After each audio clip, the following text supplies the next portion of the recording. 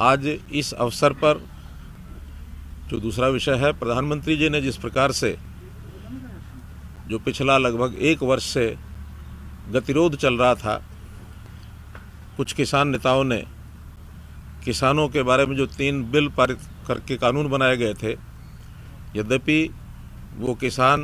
वो जो बिल हैं किसानों के हित में थे, किसानों की भलाई के लिए थे, खास करके छोटे किसान, मध्यम दर्जे के किसान उनको बहुत लाभ होने वाला था। लेकिन चूँकि कुछ किसान नेताओं ने एतराज़ जताया और एक वो गतिरोध बना था, आज प्रधानमंत्री जी ने बड़े हृदय से, और मैं कहूँगा कि उन कानूनों को वापस लेने की घोषणा की है। और इसमें अब चूँकि देश के प्रधानमंत्री लोकतांत्रिक पद्धति से जो व्यवस्थाएं अपने यहाँ होती हैं, उनकी इस बात के ऊपर विश्वास करते हुए जैसे ही लोकसभा का सेशन शुरू होगा, उस समय इनको विधिवत तौर पर संसद में रख करके उनको वापस लिया जाएगा। और किसानों को अपील भी की है कि वो सब लोग अपने जो धरने हैं उनको समाप्त कर दें, जो लोग बॉर्डर्स पर बैठे हैं वो खाली करें, क्योंकि सामान्य जनता को भी बहुत उससे कठिनाई आ रही है और उस कठिनाई को दूर करने के लिए आखिर सबके भले के लिए सोचना होता है। तो वो खाली करके अपने अपने घरों को लौट जाना चाहिए और अपने खेतों में जाकर के भी काम करें। सामान्य गतिविधियां जो किसान की होती हैं उसके अंदर अपने अपने काम में लग जाए, प्रधानमंत्री जी ने अपील की है। और मैं भी अपील करता हूं कि अब इस विषय पर एक सार्थक पहल करके और सब लोगों को इसमें आगे बढ़ना चाहिए। जहां तक MSP की बात है, चूँकि वो तो एक सुझाव एक प्रकार का किसान संगठनों की ओर से है, वो तो कोई कानून बना नहीं है अभी, लेकिन उसके लिए भी पहल करके प्रधानमंत्री जी ने कहा है कि कमेटी बनाई जाएगी। उस कमेटी में केंद्र सरकार के लोग, प्रदेशों की सरकारों से भी लोग लिए जाएंगे, कृषि के अर्थव्यवस्था को जानने वाले लोग, कृषि साइंटिस्ट और किसानों के भी प्रतिनिधि, इन सब के बीच में सबको मिला करके और एक कमेटी बनेगी। वो कमेटी जो भी कोई सिफारिश करेगी, जिस प्रकार का विचार किया जाएगा, उसके बाद उस पर भी सार्थक निर्णय लिया जा सकता है। सर, ये जो हरियाणा के अंदर इसका जो पीछे केसेस बने, उनके ऊपर भी कोई सवाल, कोई पहल करेगी सरकार कि जो केसेस इस दौरान इस पीरियड में बने फार्मर्स? देखिए, जब कोई आपसी समझ होती है तो आपसी समझ में मिल बैठ करके इन सब चीज़ों पर विचार किया जाता है। और उसमें भी कई प्रकार के केसेस हैं। कुछ केसेस बहुत सामान्य केसेस हैं, सामान्यतः पहले भी ऐसे आंदोलन होते हैं तो उसी प्रकार उनके निर्णय किए जाते हैं।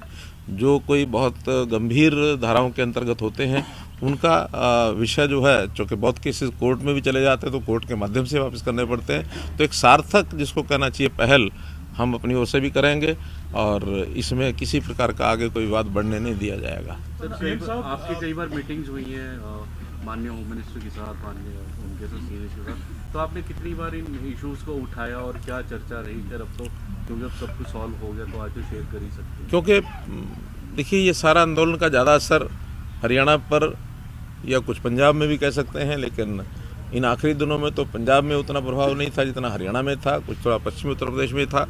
तो मैं जब भी पिछले वर्ष भर में चाहे अपने पार्टी के अध्यक्ष से मिला हूँ, चाहे होम मिनिस्टर से मिला हूँ, चाहे प्रधानमंत्री से मिला हूँ, प्राय हर बार इस विषय पर चर्चा होती रही है। और हर बार उन्होंने भी कहा कि किसी प्रकार की कोई बातचीत किसी कॉर्नर से आती है तो वो ज़रूर हमारे तक पहुँचाते रहें। मेरी भी बीच बीच में कुछ किसान नेताओं से बातचीत चलती रही है, क्योंकि ये सब बातें इनफॉर्मल होती है। फॉर्मल लेवल पर हमारा कोई अधिकार भी नहीं है, क्योंकि ये विषय राष्ट्रीय स्तर का है, केंद्रीय कानून बने हैं।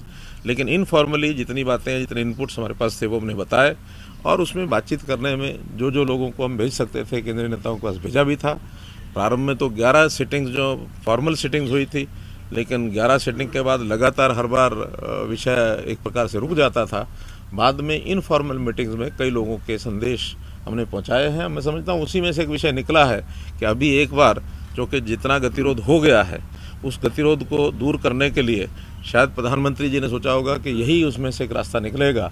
और चूँकि कोई बात और किसान नेता इससे ज़्यादा सुनने के लिए तैयार नहीं है, तो उन्होंने बड़ा मन दिखा करके, और जैसे लोकतंत्र में होता है कि जनता की बात को ज़रूर ध्यान में रखते हुए निर्णय लिए जाते हैं। हालांकि निर्णय लेने का अधिकार भी संसद को है, तो प्रधानमंत्री जी के नेता हैं, तो नेता के नाते उन्होंने कहा है, तो निश्चित रूप से संसद में 29 तारीख को जैसे लोकसभा का सेशन होगा तुरंत उसमें इसको निर्णय को स्वीकार किया। किसानों से अपील क्या है? सीधी प्रतिक्रिया अभी तक इस पर नहीं दी। उन्होंने कहा कि कल वो बैठक करके अपना फैसला देंगे। वही राकेश टिकैत किसान नेता का कहना है कि जब तक कानून वापस नहीं होते संसद में तब तक हम। तो आपकी क्या अपील है? आपने ये भी कहा है सर इसमें कि जब तक जो एमएसपी है उसके ऊपर कानून नहीं बनता किसान हटने को तैयार नहीं है। तो जो कुछ किसान संगठन है वो अभी भी अपनी बात पर अड़े हुए हैं। देखिए, अलग अलग बातें अलग अलग किसान नेताओं ने कही हैं। कुछ लोगों ने स्वागत किया है और कुछ लोगों ने एमएसपी की बात कही है। मैं समझता हूँ इन दोनों बातों के ऊपर प्रधानमंत्री जी ने बात कह दी है, क्योंकि कानून कोई बने हुए तो 3 ही कानून थे, ये तीनों ही वापस लेने की बात कह दी है। और मैं समझता हूँ प्रधानमंत्री जी की विश्वसनीयता समाज में, इस देश में, बल्कि मैं तो कहूँगा दुनिया में इतनी बनी हुई है कि जो बात वो कह देते हैं उसको पूरा करते हैं। इस पर तो कोई चिंता किसान नेताओं को करनी नहीं चाहिए कि एक बार जब कह दिया है तो निश्चित रूप से यानी होगा ही। बल्कि अपने विपक्ष के नेताओं ने भी ये कहा है। अभी मैं हुड्डा जी का एक स्टेटमेंट सुन रहा था तो उन्होंने भी कहा है कि जब प्रधानमंत्री ने कहा है तो लोकतंत्र में विश्वास ही करना चाहिए, विश्वास करेंगे और उसको वापस करेंगे। अविश्वास की कोई बात नहीं है। आज भी अगर अविश्वास की भावना प्रधानमंत्री जी के बारे में कोई रखते हैं तो मैं समझता हूँ ये बड़ी भूल है, नहीं करनी चाहिए। क्या अपील है किसानों से? आपको लगेगा सरकार को फायदा होगा इसमें? देखिए, ये पॉलिटिकल इस तरीके से नहीं सोचना चाहिए।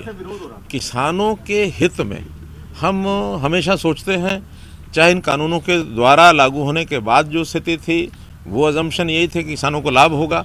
और वैसे भी हमने कभी भी किसान के हित में ही हमेशा जितने कदम उठाए हैं, आप हरियाणा में देख लीजिए, हम लोगों ने पानी है वो टिल तक पहुंचाया है। प्रोक्योरमेंट भी जो है वो ज़्यादातर फसलों की प्रोक्योरमेंट हम करते हैं। जो हरजाना है, जो मानो हरजाना क्या, जो उनका नुकसान होता है, मुआवजा है, उस मुआवजे को भी हमने सारे देश में सबसे ज़्यादा यहाँ रखा हुआ है। पहले ये 12,000 रुपये एकड़ था, हमने उसको 15,000 रुपये एकड़ कर दिया है, 10 का 12.5 कर दिया है। और भी जितनी सुविधाएं किसानों को हम दे सकते हैं, चाहे वो भूमि, ये जो सॉयल परीक्षण के जो कार्ड्स थे वो हमने बनाए हैं, लैब्स बनाई हैं। हर एक मंडी में अब वहाँ लैब बनेंगी, स्कूल कॉलेजेस में हमने लैब बना दी है, ताकि सॉयल टेस्टिंग का जो सिस्टम है उसके आधार पर सॉयल की जो क्वालिटी है उसको देख करके किसान को बताया जाए क्या बुआई करनी क्या नहीं। सेम की जो ज़मीन है उसको हम 1 लाख एकड़ उसको ठीक करने की और आगे बढ़ रहे हैं। और किसान का, जैसे प्रधानमंत्री जी ने शुरू किया था किसान मान सम्मान निधि, तो वो सम्मान निधि के अंतर्गत 6,000 रुपया हर किसान को हर वर्ष आता है। तो बहुत से ऐसे पग हैं जो गिनाए जा सकते हैं जो पहले कभी नहीं उठाए गए।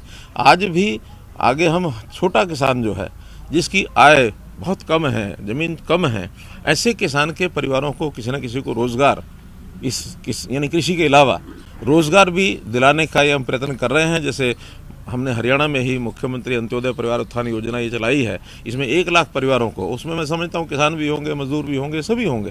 तो ऐसे परिवारों को रोज़गार दिलाने की हमारी मुहिम चल रही है। आज भी उसके लेकर के मेरी बैंक्स के साथ मीटिंग है, जो हमारी स्टेट लेवल बैंकिंग कमेटी है, ताकि उनको ऋण मिल सके, उनको रोज़गार करने के लिए काम हो सके।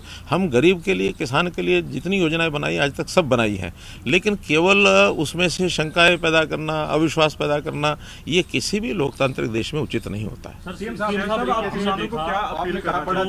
सरकार थी, चाहे केंद्र सरकार की बात करें, राज्य सरकार की बात करें, लगातार कृषि कानूनों के साथ समर्थन में खड़े हुए थे आप लोग। अभय चौटाला ये भी कह रहे हैं कि एक प्रस्ताव हरियाणा विधानसभा में आप लेकर के आए थे, उसे भी वापस कराएंगे, जो कि इनके समर्थन में था। एकाएक ऐसा क्या हुआ कि प्रधानमंत्री सामने आए और वापस ले लिया? पूरी सरकार के जो स्टैंड थे, देखिए, ये पिछले बहुत समय से चीज़ें चल रही थी, कहीं ना कहीं कोई ना कोई स्टेप आगे आएगा। और आखिर तो समस्या कोई भी जब होती है उसके समाधान के लिए लोकतंत्र में तरीके होते हैं। उस तरीके में बातचीत का एक तरीका होता है। बातचीत शुरू में फेल हो गई, बाद में फिर लगातार दोनों तरफ से चीज़ें अड़ी रही। अंतोगत्वा पिछले लगभग 2 महीने से मैं कह सकता हूँ कि हमारे गृह मंत्री जी ने भी और प्रधानमंत्री जी ने भी ये संकेत किया कि समय आने पर सब चीज़ें ठीक हो जाएंगी। अब ये उनका अपना विषय है कि उन्होंने किस दिन उसकी घोषणा करनी और क्या करनी है, जो कि मुखिया वो हैं और केंद्र सरकार के कानून हैं, अधिकार भी उनको है। लेकिन हमने प्रयत्न सब किए और उस प्रयत्नों में से आज ये इस लेवल पर चीज़ पहुंची है। अभी भी कोई बातें अगर बची हैं तो उसको भी बैठ करके आगे, पंजाब के चुनाव से जोड़ के भी देख रहे हैं। ऐसा नहीं है, लोकतंत्र में चुनाव तो हर समय आता है। यानी इससे पहले आप कहेंगे कि पहले कर लेते तो फिर इलाहाबाद के चुनाव की बात होती, उससे पहले कर लेते तो असम के चुनाव है, उसकी चुनाव तो देश में हर साल कोई 2-4 प्रांतों के रहते ही हैं। 37 प्रांत यानी हमारे 29 प्रांत हैं, तो 29 प्रांत में अगर 5 साल में है तो ऑन एवरेज 5 प्रांत बैठ जाते हैं, 6 प्रांत बैठ जाते हैं। तो इसलिए ये चुनाव तो कभी ना कभी कोई ना कोई आते रहते हैं। आपने कहा बड़ा दिल दिखाया पीएम मोदी ने, और उन्होंने ये भी कहा कि कहीं ना कहीं वो समझाने में विफल रहे और इसलिए माफी भी मांगी है। इस दौरान किसानों की मौत हुई 800 के करीब, हरियाणा के भी कुछ हैं, उनके लिए हरियाणा सरकार किस तरीके का कोई विचार करेगी? देखिए, वो किस कारण से उनकी मृत्यु हुई है उन कारणों को आधार मान करके और उसका विचार किया जाएगा। अब इसमें जो आदमी चला जाता है उसके बारे में टिप्पणी करना कोई भी अच्छी बात नहीं होती है, लेकिन क्या कारण रहते हैं उन कारणों पर विचार करें। सर कंपनसेशन ये बताएं उन कारणों के बाद सर, तीनों कृषि कानून जैसा कि दावा किया जाता रहा किसानों के हित के हैं, क्या किसी न किसी स्तर पे ये बात इस 1 साल में किसानों को समझाने में हम ढीले रहे या असफल बना काम? देखिए, प्रधानमंत्री जी ने स्वयं माना है कि कहीं ना कहीं हमारी तपस्या में कोई कमी रह गई है कि हम उनको समझा नहीं पाए, ये तो उन्होंने माना है।